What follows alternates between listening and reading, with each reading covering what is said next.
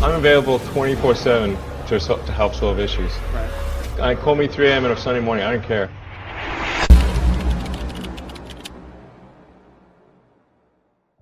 Being the richest man in the world sure has its pros and cons, but for a guy like Elon Musk, an enduring business would not exist without an impeccable work ethic. Even at such a young age, his dedication to his craft speaks for itself when he taught himself programming. He loved computer games so much, and he figured if he wrote software and sold it, he'll be able to buy more games. True enough, at age 12, he created a video game called Blastar, which he eventually sold to a local magazine for $500. But unlike most renowned businessmen, Musk was not handed his companies of today. He came from an average family in Pretoria, South Africa, where he rarely saw his busy parents, to the point where he says that he was raised by books. While Musk admits that he's naturally good at engineering because he inherited it from his father, who was an electromechanical engineer, he had a particularly estranged relationship with the man.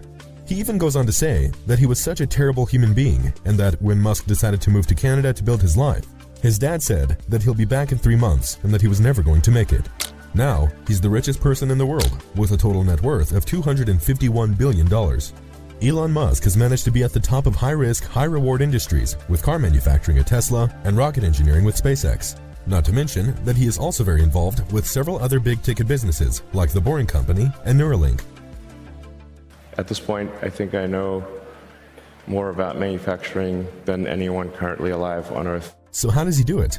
He has incredible goals, not just for his businesses, but for humanity as well. And he still manages to find time to spend with his children and voice out his opinions on Twitter. Whatever he's doing right now to juggle multiple global companies is not some rocket science formula. Of course, it does help that he's a billionaire and has resources to help him in his daily schedule. But he wasn't the richest man on day one. He is famously known to work 16 hours a day, even going to 100 to 120 hours per week during a time when Tesla was on the brink of bankruptcy. But more on that later. It's all about his work ethic and his drive to look at the big picture and figure out how to make an impact to change the world. While his productivity and time management skills are being applied on a much grander scale, his methods can be easily applied by any regular person to stay on top of their everyday life. Let's start simple. How do you manage your day? Are you the type to complain about not having the time to go to the gym or spend time with your family? A famous anecdote on the internet says Musk divides his time in 5-minute increments. But he has actually denied this on his personal Twitter, saying, "I definitely don't do this 5-minute thing. Need to have long, uninterrupted times to think. Can't be creative otherwise." While there isn't any truth to the 5-minute rule, one method that Musk and most billionaires use is the time boxing method. Time boxing is a powerful time management tool that allows you to divide your day into specific slots.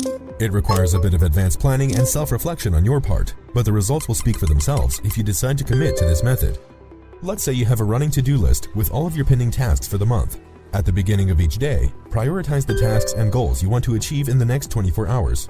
You then need to estimate how many minutes or how many hours you need to complete each task. Be as realistic as possible. If you need to go to the gym, consider your commute time or how long does it take you to drive there. If you're writing an article, you're not immediately jumping into an empty document. You also need time for research. It's also recommended that you schedule your breaks and downtimes because we all need time for rest as well. Time boxing forces you to plan ahead and prioritize your tasks, making sure that you're setting up yourself for success right from the get-go. If you're a night owl, then you can even do this before you go to bed, so you wake up ready to face the day. It's also important to think about what you do first thing in the morning. For Elon Musk, if there's a daily habit that has greatly impacted his life, it's the simple act of showering. This really ties into his notion that uninterrupted time for thinking is crucial in his decision-making process. Being the CEO of different companies, Musk is also very particular about how he communicates with the people he works with. He prefers communicating via email, and in one of his emails to Tesla employees, he orders them to stop using acronyms and jargon because we don't want people to have a glossary just to function at Tesla. He's not a big fan of long, extensive meetings or any bureaucracy that hinders communication and how he receives updates from his employees. In the same email he sent to employees where he laid out his rules for productivity, he says to get rid of frequent meetings unless you are dealing with an extremely urgent matter. Walk out of a meeting or drop off a call as soon as it's obvious you aren't adding value. It is not rude to make someone stay and waste their time. This is just another example of how time is of the essence for someone like Elon Musk, and we could all learn from the way he values every second of it. Garrett Reisman, one of his senior advisors at SpaceX, testifies to his work ethic, saying that while Musk sets very aggressive timelines for his teams, he is always focused on what they are working on. He gets right to the point and does not sit around to small talk with anyone. He measures pretty much every major decision by whether or not it brings the day when we have a self-sustainable colony on Mars, sooner or later. That's the prism by which he makes every single decision he makes it through that prism. Musk is very committed to showing up, a characteristic that we all should aspire to be.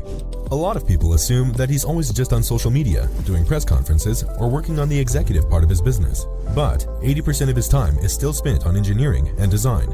In the years from 2017 to 2019, Musk devoted 100% of his time and focus to keep Tesla from going under. All 7 days of the week, he's sleeping in the factory, working in the paint shop, General Assembly, and anywhere else just to save the company. While he was successful in keeping Tesla away from bankruptcy, these 3 years of hard work were some of the most painful years of his life. No one should put this many hours into work. This is not good. People should not work this hard. They should not do this. It's very painful. Painful in what sense? It hurts my brain and my heart. Musk teaches us a lesson, both personal and career-wise. While starting a business requires you to have a high pain tolerance for the sleepless nights of problem solving, burning yourself out will not do you any good. Failure is essentially irrelevant unless it is catastrophic. This type of dedication leads us to one of his main principles when it comes to maximizing his time and output. Say focus on signal over noise. Tesla hardly spends money on advertising. Instead, the company puts most of its budget on manufacturing, design, and research and development. In a world full of noise and distractions, it's easy for us to lose sight of what actually matters. We're always scrolling through our phones, consuming content all over social media, and at the end of the day, we ask ourselves, where did my time go? The same goes for the people we surround ourselves with. One of Musk's advice for those who want to start their own company is to attract great people. Building a company, you've got to gather great people. I mean, all a company is a group of people that have gathered together to create a product or service. And so depending upon how talented and hardworking that group is, and the degree to which they are focused cohesively in a good direction, that will determine the success of the company. Musk admits that it's hard.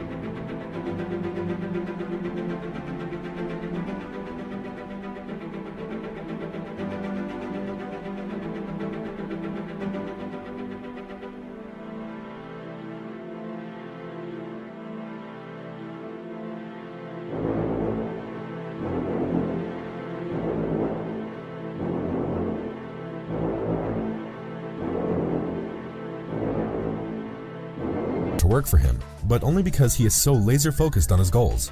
As written by Ashley Vance in the Elon Musk biography, SpaceX hiring managers would tell new recruits, if you want as hard as it gets, then great. If not, then you shouldn't come here. Isn't the same true about your personal aspirations and goals? Surrounding yourselves with amazing people that you value and respect impacts a great deal on how you shape your habits and personality. Are you hanging out with people with very different objectives in life? Or are you spending time with those who make you want to be a better person? Perhaps one of the most inspiring things about Elon Musk is that he never loses sight of his motivation. He deliberately chose the industries of sustainable energy and space exploration because he believes they directly impact our humanity's future. Musk says that he's just trying to make useful things. That's a nice aspiration, and useful means it is of value to the rest of society. I think we should try to make the future better. His ideology is so simple, yet it is the driving force that makes his company successful in achieving their milestones. Yes, it can be overwhelming to work on something that can potentially change the way we live in the next decade. But it is this kind of motivation that pushes his employees to bring out world-class results. On one popular incident, Musk ordered Steve Davis, formerly a SpaceX engineer and now president of the Boring Company, to build a part of the Falcon 1 rocket. Davis estimated that it will cost them $120,000, but Musk insisted that they only spend $5,000, surprising Davis and the whole team. Steve Davis eventually succeeded in making the part for the rocket for only $3,900. Elon Musk believes he never sets impossible goals. Aggressive and tight schedules, yes, but he thinks impossible goals are demotivating.